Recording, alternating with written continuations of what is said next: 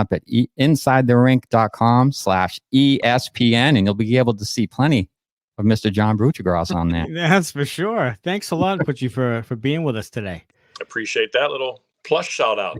Yeah, little. I set that up on a tee for you. It's a great service for hockey fans, like you said. I mean, there's college hockey every weekend, and of course every NHL game as well. So yeah, I pay for it actually. They give it to us for free, but I actually started paying for it a long time ago, and I actually still do. So that's great. So I hear you like the Salt Lake City airport there. Terrific airport. Terrific airport. Yeah, I connected there, did the Sharks game, Sharks and Panthers. And so, I had to go through Salt Lake City before back to Logan. And it's a terrific smells, that new car smell airport. Right. And Delta had those flip monitors. That was a clutch little thing. I love that. Yeah, you walk down the terminal. You don't have to walk and peek at all the it's right there as like they're flags. So you can see your gate number and your city. Because is it A41? You don't want to keep looking at your app. So it's right there for I just go to Boston, follow Boston, and I'll get back to Boston. That's great. Great feature there. All right. Seven Chirps is sponsored by Lops Brewing, and Lops is a brewery and tasting room in downtown Woonsocket, Rhode Island, specializing in small batch ales and lagers. Brian Boucher and Brian Berard. Right. Both of them. Yes. From the Woonsocket area. Yes. And you can go to lopsbrewing.com and use the coupon code SPORTS, and also follow them at Lops Brewing for new beers and events. Chirp number one, Elliot Friedman says that he wouldn't be surprised at all if Boston tries to get a deal done with Jeremy Swayman, because he's on a 1-year deal and he can extend on January 1st. How do you think the Bruins should handle the goaltending situation going forward? Yeah, I think Swayman's going to be the guy, obviously, long term. I'm not sure. Obviously, the cap is going up, so maybe your old thinking goaltending cap number can go up.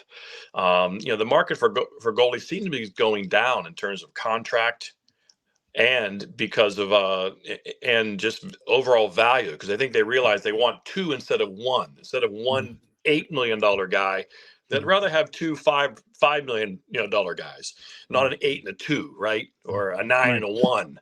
In terms of Vasilevsky, that's what the Lightning have. They got a $9 million goalie and a $1 million goalie. So now he's on LTIR now, so it doesn't matter once he comes back. So I think that's kind of the future right now. That seems to be the trend, where no one's playing 60, 65 games. So, hey, we're going to pay you to play half the year. You're not going to get a certain number. Now, that can be, obviously, once you become a UFA, you have all the leverage. But, yeah, I imagine, they'd love to get Swayman at a number, whether that's 6, something like that, and as many years as that he'll give them, they'll probably take at his age. So, but, yeah, that makes sense. I think going forward, if they had to trade Allmark going forward in the future, because he'll have some value, and they don't want it, and they feel like that goaltending number is getting too big, and they have people in the minors coming up, then they could possibly look to move him if they need help elsewhere. Okay, chirp number 2. Where will Patrick Kane end up? There's been some ramblings about Toronto, but aren't there always ramblings about Toronto whenever a new free agent comes up? I don't see him going there at all. I don't think it's a good fit. I think he'd rather play in America, quite frankly, being the USA-born patriot that he is. And I think there's many homes for him. Obviously, we don't know what his game will look like. He's a huge defensive liability. You don't get any defense out of him. So if you're a well-structured team who likes a lot of defense, maybe there's always a couple guys you can always kind of look the other way a little bit. But his defense and his speed isn't quite what it was. I always thought Colorado would be a good fit because of all that speed and skill around him. People mentioned Dallas, and I get it. That's a team that certainly could win the Stanley Cup, but they're already an older team as it is. He's not going to help their team speed, and up and down, high frenetic playoff game. He could get lost in that kind of situation, as could some of those Stars players, quite frankly. So it needs to, and people talk about he wants to go to win. And that you guys got 3 cups. Yeah, Right. I'm surprised. I don't. This is a Ray Bork looking for his first cup here. Right. He's not that desperate. So I would think he'd want to go to a place that he wants to live, that he thinks he can have fun at, that his family's comfortable. Because like when you get Patrick Kane, you get the whole family. Not just the wife and kids. You get dad. You get all kinds of stuff coming with Patrick Kane. So that's got to be comfortable for Patrick Kane. And will someone give them a 2-year deal so he's good for next year? So I think I would think it'd be more than just winning for Patrick Kane. And Buffalo's been in the news there, and we saw Buffalo course, last night against Boston, and they could use some defensive help, I think, but it would certainly help Thompson to have someone like Kane. And see, Patrick Kane's an American legend. He might be the greatest so far American-born player of all time. He's going to lift everybody. They're going to be like, wow, Patrick Kane's here. That's going to be valuable to anybody, and especially a young team like Buffalo. But they're so far removed from, I think, even making the playoffs, much less winning the playoff round. Sure. I don't, a lot of people thought they'd make that jump this year. I just wasn't ready yet for that jump yet. And so I don't know, because I would love to see him go back to his hometown in the city of Buffalo, but I'm not sure now if that's the fit. Right. Chirp 3, you tweeted recently that the Bruins still needed a center short. Is that something that would be their downfall, or I guess in the end of the day, Poitras's been good, but there's also that sort of being young and slight, and maybe running out of some gas down the road. So who could it be that they could get or target even? Yeah, I just see them. Yeah, if you're a Bruins fan, and especially after the start that they're off, you're not thinking in terms of how good we are in a regular season mindset. Is can we win a playoff series? Can we win 2 playoff series? And if Coyle, Zacha, and Poitras down the middle, that's not going to get it done. Right. I mean, I don't know if that's going to win a playoff series, really. Poitras against Montreal the night just looked a little overwhelmed. That was a high frenetic road game. That team's not even that good, Montreal. And he seemed kind of like lost and had the turnover on the overtime goal. So I just think they really need another guy so they can slot everybody down or kind of move them around as they see fit. I mean, Charlie Coyle might have a career year, which is awesome for him. Sure. That's one of Don Sweeney's best trades that he made. What a great acquisition. Without a doubt. And so I just would like them get a real adult centerman who can come in and really help them win a playoff series or 2 or 3. Like, you never know. And the East is wide open. Sure. Some team gets knocked off early or an injury here, and they're less when they are, and you're more whole after a trade and young guys coming up. So it's there for them. So I think they're going to take this seriously. I think they'll trade future assets because, again, they're still kind of a win now team a little bit, not as desperate as last year, but still a little bit, because anytime you got to have a chance, you got to go for it. So, and a lot of these draft picks are starting to work out. Bruins got killed for their development and their draft and development, but you just go back each class, there's at least one person who's making a contribution, going back to Swayman, right, and going back to Frederick, and the Coyle trade. But Beecher, I think he's a long-term 4th liner, but still he's playing. And then Poitras as well, who certainly has a future as a 2 or 3 centerman. So overall, they're there. So I think they'll be fishing around for that. Interesting. All right, chirp number 4. What do you think about the situation in Edmonton, and can they turn it around, or are they going to have a major roster shakeup before the trade deadline? Yeah, well, obviously they would give it another month for sure. Obviously, Bruins fans know the best that St. Louis was the worst team in the league in February, and they still won the cup. So we're only in November, so we certainly have a long way to go. But certainly these next 6 weeks heading up to January 1st, we'll have to see where they are. Are they 5 points back? Are they 4 points back? Are they 12 points back? And then it's like, all right, we'll give it a few more weeks. But obviously, Draisaitl's up after next year, so this is like extend or trade summer for him, unless you're going to say, all right, well, the offers aren't that good, so we're just going to roll with them, let them walk, because when you do let a guy walk, you don't lose him for nothing. You gain $10 million of cap space, which you'll fill with players. So that old adage of losing someone for nothing, that's gone now. That doesn't really mean much anymore. And now in Canada it's tougher. Like when Calgary lost Johnny Gaudreau for nothing, then I guess that does sting. It doesn't look good for a GM. But then they can extend their own people. They can bring new people in. They sign Nazem Kadri. So you still can do things when you lose a guy. You're not really losing him for nothing. So why not? Sometimes I would use their services in that last year and try to win with him and then let him walk. So sometimes that's better than trading him for 2 number ones and a prospect in Sweden that no one's ever heard of yet. So, but so they have time for sure. They have time. The new coach, so far so good, and we'll see. And again, my guess is they'll right the ship. They'll be close enough, and they'll only add at a deadline and trade their number 1 pick and look to add, as opposed to doing something huge with Leon Draisaitl. Is their defense kind of like a fatal flaw, kind of like Toronto, though, where it just, they've kind of overlooked that side of the team for a long enough time that they really can't, recover from that. They can't. Yeah, they can't move the puck. Obviously, Darnell Nurse is a $4 million defenseman. He's not a $9 million defenseman. Right. But they blinked when he threatened to leave, and that's what you can do in Edmonton in some of these markets, because they know that it's not a player-friendly market for 80% of the league. So they had him. You have to overpay to keep them. Columbus has to overpay to keep people.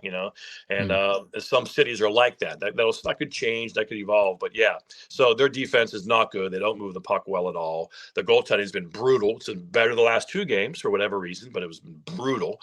And their bottom 6 doesn't score.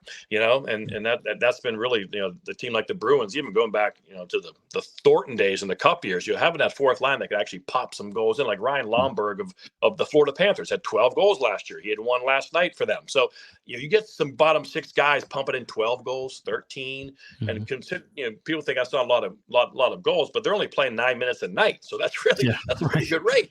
So that's what Edmonton has. No bottom 6 scoring. The defense can't move or move the puck at all. Very little skill back there, and the goalies are So they do not look like a Stanley Cup team at all. Right. And Chirp 5, should Carolina be able to use the Hartford Whalers jerseys at all? Not really a connection and the throwback, considering the way they left Hartford too. And we miss the Whalers. I mean, Smitty would go to Whalers games. I mean, this was it was a great little barn. It was a great little experience, especially when they played the Bruins and they filled the place. Yeah, I took the drive down to Hartford here like in 89 or 90 when they were in a playoff series down to Hartford and watched the Bruins Whalers game. And it's a beautiful jersey, a beautiful jersey. Obviously Peter Carmanos, who moved them from Hartford to North Carolina, no longer the owner. So I guess that's one out why you can use that. Wasn't my fault. I didn't move them. And they look great. So, I'm surprised that the Carolina people would actually allow that, because they know how much love that jersey has and how much love the Whalers still get. You think they'd be offended by that? Maybe some Southern hospitality. I don't know, but I'm okay with it. I've seen all over Twitter, the Connecticut people are up in arms over that thing. They hate it. Oh, they hate it with a passion. It still hurts. It still burns. Yeah, absolutely. 27 years. Yeah, I was hired at ESPN in October. That was the beginning of their last year in Hartford. That 96-97 season. So I know all those people, became friends with them, and the local business people. Yeah, it still hurts. And then of course almost got the Patriots, and that was the play action fake. So that probably made the Whalers tough time. That would have made up for the Whalers, and look at us, we got the Patriots. Right, we're fine. Keep your hockey team. Double whammy. And the Whaler wound just opened up again. Wow. All right. Tweet number 6. You tweeted that you went back and looked at all the previous drafts, that you believe the top 3 of this year's draft class, Bedard, Carlson, and Fantilli, will beat them all for production and career impact. That is a pretty bold prediction from you. The 2015 draft might have taken the crown if Dylan Strome and Mitch Marner had switched places, possibly.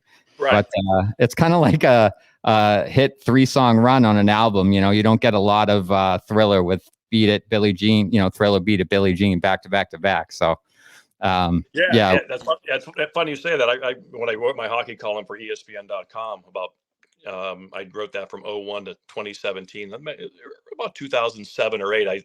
I kind of proposed that once about the natural hat trick of songs in an album. My example was Joshua Tree, U2. Oh yeah. I love. Red Hill Mining Town, Bullet the Blue Sky, and Riding to Stand Still. Those are my 3. That's my ultimate hat trick of songs. So I'm with you. That was a wild Friday night, going back for every NHL draft there and then seeing the top 3 picks. That was crazy. But like I said, there's some with 2. Yeah. Ovechkin, Malkin might be the best. Might be the best one of all time. Sure. Like you said, there's some 2 and almost, and 1, 2, and 4. But in terms of 1, 2, 3, I think these guys are all Hall of Famers. I think they're all going to play 1,000 games, get 1,000 points, and Bedard's going to get 700 goals, and Carlson's might be a better player than Kopitar all around. And Fantilli reminds me of actually Messier. He's just a bull, who can shoot and just plays fast and passionately, and just kind of like that guy. And I think he's a leader. I would make that team in his image and likeness going forward now. I'd make him captain in 2 years. It's all around Adam Fantilli. He's our son, and everything goes around him. And so that I really, I think they'll trade Johnny Gaudreau as soon as they can.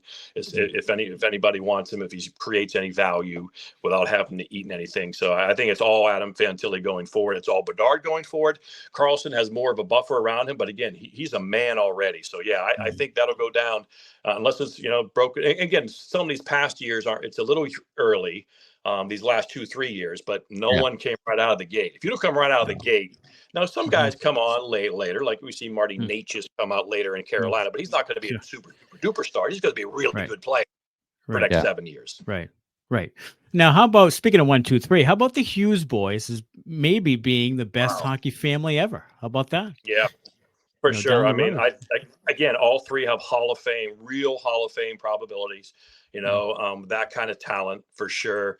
It's amazing. Can you imagine having one son make the NHL and then have 2 and then have 3 and then they're all that high good level? Right. Yeah. It's just unbelievable. It's just unbelievable. And, but obviously talent's important, but it does show you the importance of culture and how you're brought up and how you're coached and how you're in and everything. And but yeah, in terms of how they move and how they skate, that's obviously a physical gift.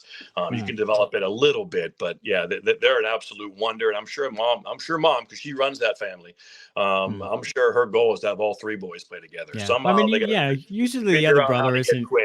Yeah. Right. Usually the other brother isn't, like, we were teasing about the Primos, and Wayne Primo was like the wrong Primo in the Thornton trade. And it was just kind of, right. To have 3 is great. Yeah, this one, you can't lose with any Hughes in that family for right. sure. No, for sure. But what we forget, at some point Quinn's going to become like a man, and he's going to be the captain for 7 years in Vancouver, and then he's going to start calling his own shots. I'm sure right now Mom was like, I got to make this happen as soon as I can, because eventually they're going to do what they want to do as they should. Sure. But now that Quinn's the captain in Vancouver, and so he's going to have a long run there for a while. But again, he's going to be a young man when he's a UFA next, and so it still could happen when they do end up on the same team. Right. All right. And Chirp 7, is there a sneaky good NHL city for chicken parm? Everyone expects it to be New York, maybe Boston, but where do you like it the best? Well, that's the beauty of chicken parm. There's nothing sneaky about it. It's a it's always on, like Donkey Kong. It's good. Yeah. It's simple. It's easy to make. It's dependable. Like, the whole point is when you're really hungry, and it's more important, you don't want to experiment when you're hungry. You just want to make sure you get satiated. You need something that's between the tackles, no flea flickers on the menus, 3 yards in a cloud of dust. I need to make sure because I get angry when I get hungry. So I got to get the anger out of me. So a chicken parm is always going to be pretty solid choice, always good, sometimes amazing, not usually terrible. So you're playing the analytics speaking, it's a solid meal for dinner. So it's tough to mess up, a chicken cutlet, mozzarella, a piece of cheese. It's tough to mess that up. And of course, pasta is just sugar, which we love. So amen to that. And I do agree with your smaller portion of penne or whatever it is. Like, don't get over the top with the pasta. You got to have more pasta than more protein than carb. Now, if you want to go back for a second batch, I'm all for that. Sure. Some nights you just want to keep housing it. But yeah, there is a presentation and artisticness to it, an artistry when you have your presentation. But absolutely. But yeah, it's hard. I had some good chicken parm in San Jose. I've had obviously great chicken parm in the North End. Ray Bork's place at Tresca has a wonderful chop. You can just beat someone with. That thing is so big and heavy. So you can't lose. No. And before we let you go, who wins the Bean Pot this year? Should be a good one.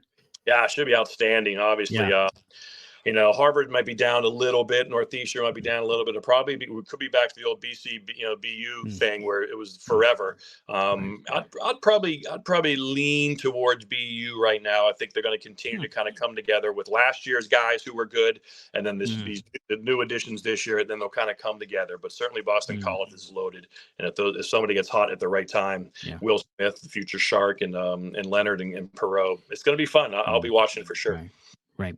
And Butchie, we really appreciate having you on. It's always good to talk with you. Have a great holiday. Enjoy the hockey.